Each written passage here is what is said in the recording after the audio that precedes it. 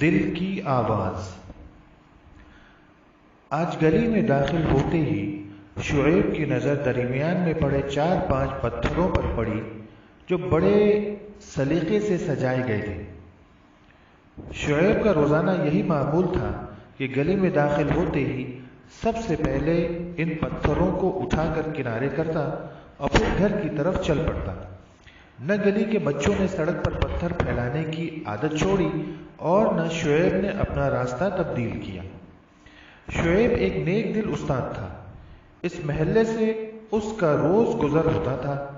وہ صبح ٹھیک 7 بجے گھر سے نکلتا۔ گھر سے اسکول تک کا فاصلہ تقریباً آدھے گھنٹے کا تھا۔ صبح جب وہ یہاں سے گزرتا تو یہ پتھر یہاں نہیں ہوتے، مگر واپسی پر یہ ضرور موجود ہوتے۔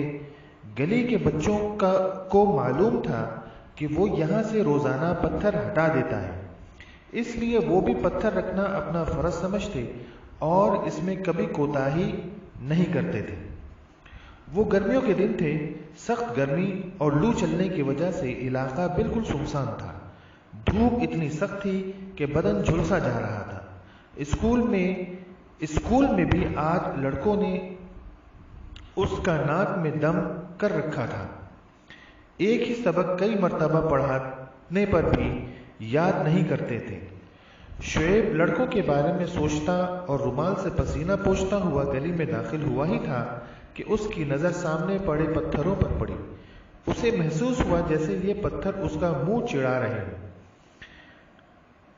پتھر آج تعداد میں زیادہ تھے۔ یہ دیکھ کر اسے غصہ آ گیا اور پتھر ہٹائے بغیر آگے بڑھا، مگر کچھ دور چل کر اس کے قدم خود بخود رک گئے، یوں جیسے انہیں کسی شکنجے میں کس دیا گیا ہو۔ دل کی آواز آئی، یہ کیا تم نے؟ گلی کے لڑکے روزانہ پتھر پھیلاتے ہیں، حالانکہ یہ انتہائی بری حرکت ہے، مگر پھر بھی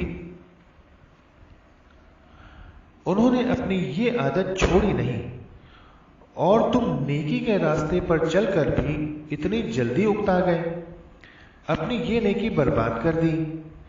اس کا مطلب یہ ہے کہ نیکی برائی سے شکست کھا گئی۔ بہت افسوس ہے تم پر۔ وہ کچھ دیر دل کی باتوں پر غور کرتا رہا، پھر پلٹ کر ان پتھروں کے پاس آیا، جلدی انہیں اٹھا کر کنارے کیا اور ہاتھ جھاڑتا ہوا گھر کی طرف چل پڑا۔ اچانک اس کی نگاہ سامنے پیپل کے پیڑ پر پڑی۔ اسے محسوس ہوا کہ وہ اپنے پتے لہرا کر خوشی کا اظہار کر رہا ہو۔ فائدہ: اس واقعے سے ایک سبق تو یہ حاصل ہوا کہ جب برائی کرنے والا اپنی برائی پر جمع ہوا ہے تو اس کے مقابلے میں ہمیں بھی حوصلہ جوان رکھنا چاہیے، نیک کام سے پیچھے نہیں ہٹنا چاہیے۔